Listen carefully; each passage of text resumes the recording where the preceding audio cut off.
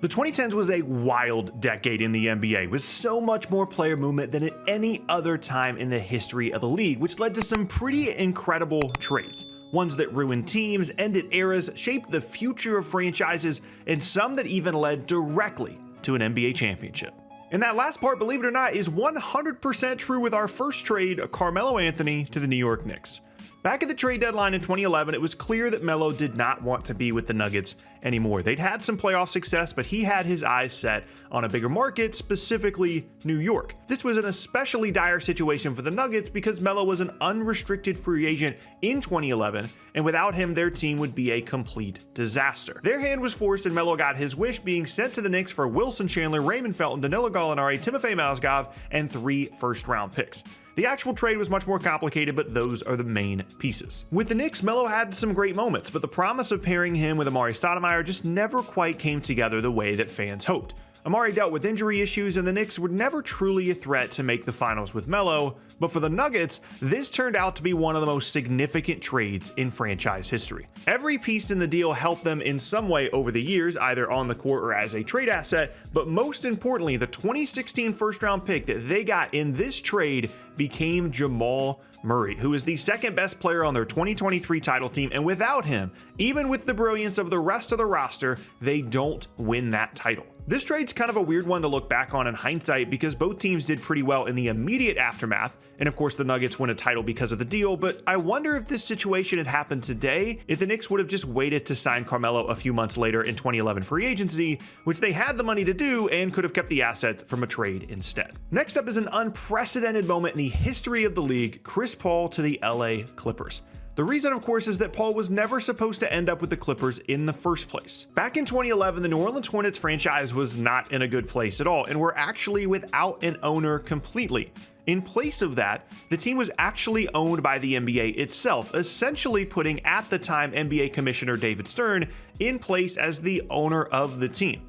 To make things that much worse, their best player, Chris Paul, had requested a trade from the team as well. They had little to no direction moving forward, and he didn't want to waste his prime as one of the best guards in the league on a team without any chance of being good soon.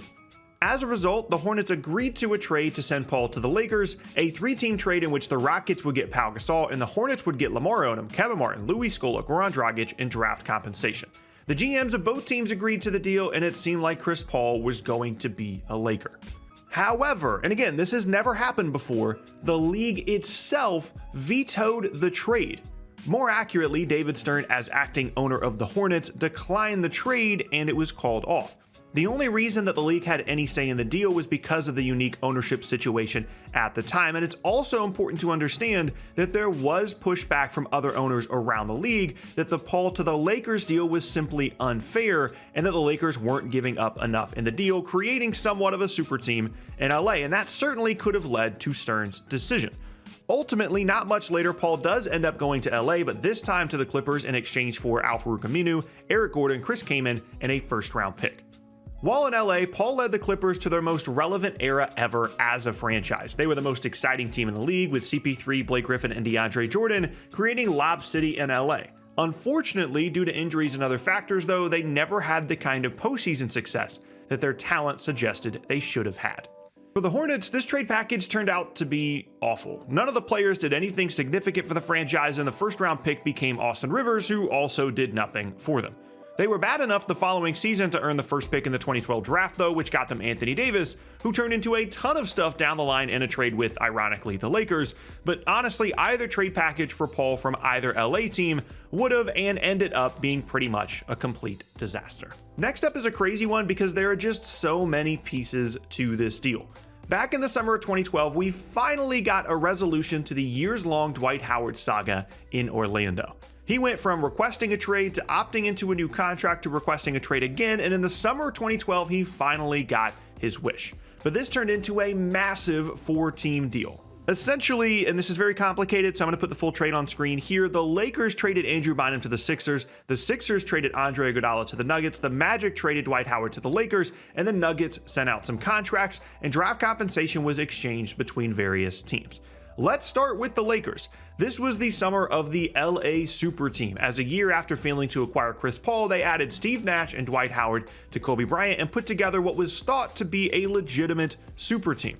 Expectations were sky high after the Howard trade, and they failed to meet every single one of them. Injuries and a lack of chemistry resulted in the Lakers barely even being relevant that season, and Howard himself left the team in free agency after just 1 year, one of the biggest super team disasters of all time. The Nuggets also lost the main player in this deal after just 1 season, as Iguodala joined a group that would go on to be the surprise of that season, winning 57 games despite not having a true star on the team. Unfortunately, they were upset in the first round by the Warriors, and then that offseason, Iguodala forced his way to the Warriors themselves, with the Nuggets getting basically nothing in return, and Iggy would go on to win Finals MVP and multiple titles with the Warriors. The Sixers were also a huge part in all of this. They thought that by adding a player as talented as Bynum, they could transition to a new era post-Iguodala while also remaining competitive, and that simply did not happen.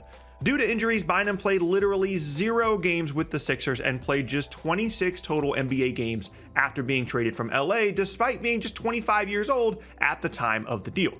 This trade would go on to truly be the beginning of the process in Philly, as a year later during the 2013 draft, they traded away Drew Holiday for Nerlens Noel and a pick, putting them on a path to years of tanking.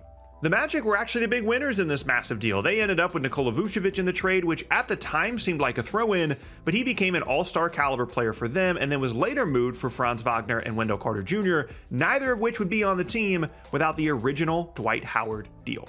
Next up is the single worst trade in the history of the league, and that is not an exaggeration. Back in the 2013 offseason, the Celtics and Nets were going in different directions. The Nets had brought in Darren Williams to go with Joe Johnson and Brook Lopez, and they thought that they would be title contenders that season. The Celtics, meanwhile, were transitioning to a new era after years of competing with Ray Allen, Paul Pierce, and Kevin Garnett leading the way. That summer, the Celtics made the shrewd decision to dump 2 pillars of their franchise, Pierce and Garnett, and start a complete rebuild. The deal was Pierce, Garnett, and some other stuff to the Nets for some expiring contracts and multiple first-round picks and pick swaps back to Boston. At the time, this seemed pretty harmless, as the Nets looked to be in position to be good for the next few seasons. The problem was, the Nets were a disaster immediately. Injuries, poor coaching, and egos all got in the way right from the start, and within a few years, the Nets were one of the worst teams in the entire league and still owed all of their first-round picks to the Celtics. Ultimately, this trade reads today as a handful of games from Garnett and Pierce with the Nets in exchange for the picks that would become Jaylen Brown and Jason Tatum. An entire era of Celtics basketball was created with just one trade, with the Nets getting absolutely nothing in return. And as if that wasn't bad enough, one of the expiring contracts in the Celtics deal was Gerald Wallace, who the Nets had acquired for a first-round pick the year before, and that pick became Damian Lillard. So essentially, the Nets traded Jaylen Brown, Jason Tatum, and Damian Lillard for nothing, all in an 18-month span. There will never be a worse stretch of team building in NBA history than that. We move on now to what I think is a really underrated trade, Kevin Love to the Cleveland Cavaliers. In the summer of 2014, LeBron James announced that he would be returning to Cleveland after 4 years away in Miami, and with Kyrie Irving already there and some other young talent on the roster, the future looked bright. However, LeBron wasn't going to wait around for that future to develop to compete for championships. The Cavs held the number 1 pick in the draft again, their 3rd time in 4 years, and had selected Andrew Wiggins, but it seemed obvious that LeBron had other plans in mind when he returned to the Cavs. In August, Cleveland flipped some of their young assets into a disgruntled star, Kevin Love, who'd been wasting away in Minnesota while developing into one of the best bigs in the league. The deal was the Cavs sent Wiggins and Anthony Bennett to Minnesota while sending a first-round pick to the Sixers. The Sixers sent Thaddeus Young to Minnesota, and the Timberwolves sent Kevin Love to the Cavs. Cleveland, this trade certainly helped them win the 2016 title. Although Love was obviously the 3rd best guy on the team behind LeBron and Kyrie, his floor spacing and rebounding were critical to their success. The unfortunate thing for him is his career completely changed as a result of this trade. They won a title, yes, but he completely changed his game. In Minnesota, he was the primary offensive guy, scoring in the post and spending a ton of time at the basket while also spacing the floor, whereas in Cleveland, he was basically just a floor spacer on offense. I'm sure the title was worth it, but it was pretty shocking to see just how much being on LeBron's team changed how Love was forced to play. For the Timberwolves, this was not a great trade. Bennett did nothing for them, and although Wiggins had some great moments, he never really broke out the way most people thought that he would, despite some impressive stats early on. A few years later, they actually had to use a first-round pick just to dump Wiggins to the Warriors, where of course he did blossom into an all-star caliber player. They did get D'Angelo Russell back in that deal, and he ended up being fine for them, but to just get a few solid seasons from a few starters in exchange for a player of Love's caliber at the time is a pretty rough return. Now we have our first 3 trade section of the video, and they all involve Jimmy Butler.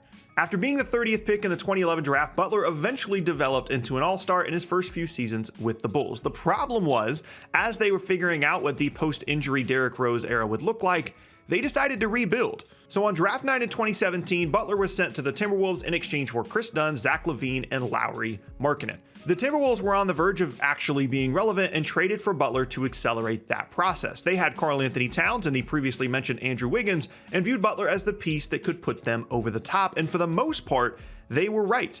They finally snapped their long playoff drought the following season despite some injuries to Butler, a significant accomplishment for the franchise. The problem was, Butler really didn't like being with the Timberwolves. He didn't see it as a winning situation for himself long term, and after just a year forced his way out to the Sixers, which we'll talk about here in a second.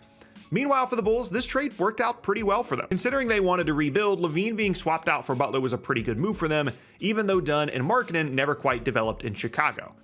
Both of them would later move on and not provide much in return, although Markkanen has suddenly developed into an all-star caliber player in Utah.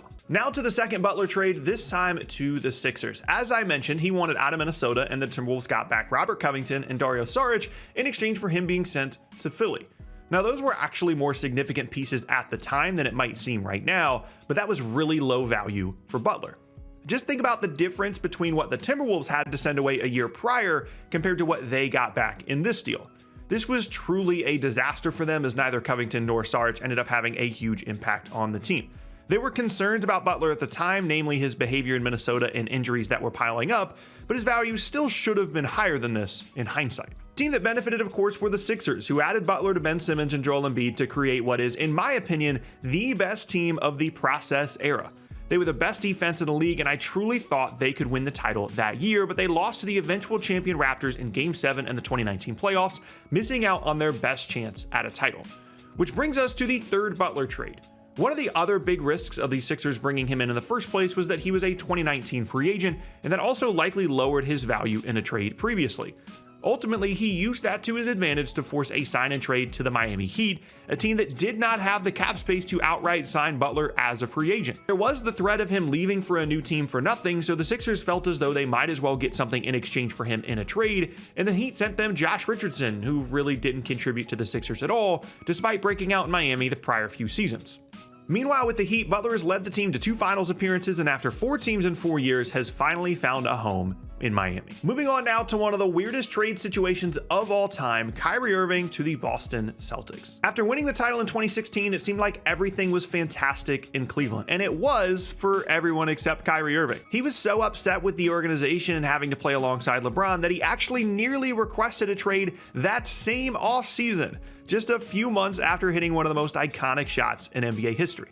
Ultimately, he stuck it out for one more season, and then in the 2017 offseason, he officially requested a trade from the Cavs, which basically ended that entire era of Cleveland basketball. Kyrie was able to use the leverage of a possible knee surgery to force them to trade him, basically telling them that if they didn't move him, he'd get the surgery late and miss a lot of the upcoming season. In the end, Kyrie got his wish. He was traded, just not really to where he wanted to go. The Celtics traded Jay Crowder, Isaiah Thomas, Ante Zizic, and a 2018 first-round pick from the Nets in exchange for Irving. In hindsight, this deal looks terrible, but at the time it honestly seemed pretty fair. Kyrie was a complete wild card and had some injury issues, and Isaiah Thomas was coming off of a second-team All-NBA season. Not to mention that 2018 Nets pick was seen as extremely valuable around the league. This deal gave the Cavs some depth and assets to build the team, and a pretty close Kyrie replacement in Thomas. That was the idea at least, but in reality, Thomas fighting through a hip injury in the 2017 playoffs completely ruined his career, and none of the other pieces mattered at all for the Cavs in their final year with LeBron. They also famously refused to use the Nets pick to add pieces to the roster, fearing, correctly, that LeBron was just going to leave anyway in the 2018 offseason. That pick ultimately became Colin Sexton, who was used to acquire Donovan Mitchell, yes, but never did much for Cleveland besides put up some empty stats. For the Celtics, things did not go much better. There were moments where it looked like it would be a great fit with Kyrie, with him even going so far as to say publicly that he would re-sign, but then things changed quickly because honestly he never wanted to be in Boston in the first place. The team started to fall apart, Kyrie quit on them, and just 2 years later he signed as a free agent with the Nets. The assets they traded away ultimately weren't that valuable, but the once promising Kyrie era was pretty much a disaster, with him playing just 9 playoff games total in 2 seasons. Next up is actually 2 trades involving the same player. Back in 2017, Paul George had basically decided to move on from the Indiana Pacers. After a few successful playoff runs and elevating himself to an All-NBA player and recovering from a terrible leg injury a few seasons prior, he was simply ready to move on to a new situation that represented a better opportunity to win a championship. To make things more complicated for Indiana, he also had just 1 year left on his contract. He even went so far as to tell the team specifically that he would be leaving when his contract was up, so they might as well trade him to get value in return. The rumors at the time were that the Lakers were a heavy favorite to sign him that offseason, so other teams were hesitant to give up a ton to get him, further complicating the situation for the Pacers. Ultimately, in the summer of 2017, the Oklahoma City Thunder came out of nowhere and took the risk, sending Victor Oladipo and Domantas Sabonis to the Pacers in exchange for George. Now, people freaked out about this for a variety of reasons. First off, most people thought PG was worth way more than that, and they were right, but the contract situation lowered his value. Also, that exact trade package that the Thunder sent to Indiana was what they got in exchange for Serge Ibaka a year earlier from the Magic. Serge Ibaka was a good player at the time, but in no world did him and George have the same trade value. But again, the contract was a huge part of this, and it was a massive risk for Oklahoma City. There was no guarantee that George wouldn't just leave in free agency a year later, and giving up assets for PG when Kevin Durant had also recently left in free agency in 2016 was putting a lot on the line for the future of the franchise. And mostly, this was a genius move for OKC. They never had a ton of playoff success while George was there, but he did sign an extension in the 2018 offseason, and that move, making this trade and convincing PG to stay, set up the entire future of the franchise. Which brings us to the second Paul George trade. In the summer of 2019, Kawhi Leonard was looking to head to LA as a free agent after just winning a title with the Raptors, and the Lakers and Clippers were competing for his services. That summer, he went to the Clippers and said that if they were willing to bring in Paul George, he would sign with them, which was a pretty crazy request considering George had just signed a massive contract with OKC the summer before, and at the time, star players getting traded with multiple years left on their deals wasn't common at all. So the Clippers called the Thunder, and they were caught completely off guard. OKC was set on building around PG and Russell Westbrook and weren't planning on changing their minds. Ultimately, the deal got done, and all it took from the Clippers was every single asset that they had.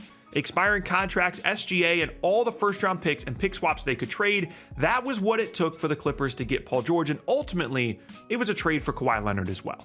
And what that deal has turned into for both sides is crazy. The Clippers haven't had the success that they hoped to when they made the deal due to injuries, while the Thunder secured the brightest future in the entire league. Not only did SGA end up becoming one of the best guards in the league, but they also used one of the Clippers picks to get Jalen Williams from Santa Clara, and they still have a ton of assets left over as well. Without that initial trade with the Pacers and the subsequent contract extension from George, the Thunder roster would look completely different. Next up is Kawhi Leonard to the Toronto Raptors. In 2018, the Raptors were a team without a true direction. They had been a contending team for years behind Kyle Lowry and DeMar DeRozan, but always struggled to get over the hump in the postseason. However, things changed that summer as LeBron left the East to go to the Lakers, and the Raptors saw a true championship window and put together one of the riskiest NBA trades of all time. Meanwhile, Kawhi Leonard was causing all kinds of drama in San Antonio, as after years of development and turning into an MVP caliber player with the Spurs, he became frustrated with the team's handling of his injuries over the years and demanded a trade. This was a weird situation because Kawhi hadn't been healthy in a while and had just 1 year left on his deal, so the market for him was not fantastic. Ultimately, the Raptors stepped up and sent DeMar DeRozan, Jakob Poeltl, and a first-round pick that would become Keldon Johnson to the Spurs for Kawhi Leonard and Danny Green. And with that move, the Raptors won themselves a title. Kawhi got healthy, Toronto was a great team, and after an unbelievable postseason run and bad injury luck for the Warriors in the finals, the Raptors won the 2019 title. It's pretty rare for a trade to lead so directly to a championship, but that's exactly what happened here. Unfortunately, even a championship wasn't enough to keep Kawhi in town, as after just that 1 year with the team, he left for the Clippers in free agency. For the Spurs, they actually got a decent haul considering the situation at the time. I still think they could have gotten more, but DeRozan was good for them, and they later got some assets for him in a trade with the Bulls. Poeltl turned into a solid starter, and they got some stuff for him in a trade for the Raptors, and Johnson is a key part of their future. Not as much as you'd like for a future Hall of Famer, but not bad. Moving on now to Anthony Davis ending up on the LA Lakers. In 2019, Davis had made it clear that he no longer saw a future with the New Orleans Pelicans. They'd had some success, but had really struggled to put a top-tier team around him, despite him developing into one of the best players in the league, and he was seeking a move to one team and one team only, the LA Lakers. He had many connections with the team already, including sharing an agency with LeBron James, and basically told every other team in the league not to trade for him because he would simply leave as a free agent in 2020 and join the Lakers anyway. This whole situation did not sit right with the Pelicans, and it was a drawn-out process, but eventually, just like with the Paul George situation earlier, the Lakers made an offer that they couldn't refuse. Lonzo Ball, Josh Hart, Brandon Ingram, the 4th pick in the 2019 draft, and all of the first-round picks and pick swaps the Lakers could offer in exchange for Anthony Davis. This was one of, if not the biggest trades in league history, and it ended up being completely worth it. A year and a half later in the bubble, the Lakers celebrated yet another title led by LeBron and Davis, and despite the insane cost, any trade that leads to a championship is 100% worth it. For the Pelicans, they obviously got a lot in return, but it hasn't worked out exactly the way they planned. Both Lonzo and Hart were later moved for some assets that have helped them, but not a ton. Ingram has turned into an all-star caliber player, which is fantastic. They used the 4th pick in 2019 to get more assets that did get them Herb Jones, but not much else, and they've yet to get another meaningful player with any of the extra draft assets. Ingram himself makes this a good trade for them, but not as great as it might have initially seemed. Last one now, and it's one of my favorites. In the summer of 2019, every big name star was changing teams around the league, it felt like, and that was certainly true in Brooklyn. After years of struggling, the Nets were able to sign both Kyrie Irving and Kevin Durant in the same summer, putting them on a path to championship contention. But in reality, the KD signing was a trade. For the Nets, it actually made sense for cap reasons to bring in Durant as a traded player, and the Golden State Warriors sent them a first-round pick along with KD to help make it happen. That pick didn't end up conveying, but what did was the Nets sending back, among other contracts, D'Angelo Russell. The Warriors convinced D'Lo to join them after his first All-Star appearance with a massive max contract, and it was one of the best decisions they ever made. Getting something, anything, in return for Durant leaving as a free agent was always going to help them, but this one actually helped them win a title. The D'Lo experiment never worked out with the Warriors, but having him as an asset was the only reason they were able to later bring in Andrew Wiggins and Jonathan Kuminga as a first-round pick in 2020. They bet on themselves being able to turn around Wiggins' career, and they were right. As he developed into an all-star, and without him, they simply don't win the 2021 title, as he was one of the best players in the series. For the Nets, the KD era certainly was a disappointment, but there were some great moments, and in many ways, it really could have been incredible had some other things gone their way. And that's it, all of the craziest and most incredible trades from an insane decade in the NBA.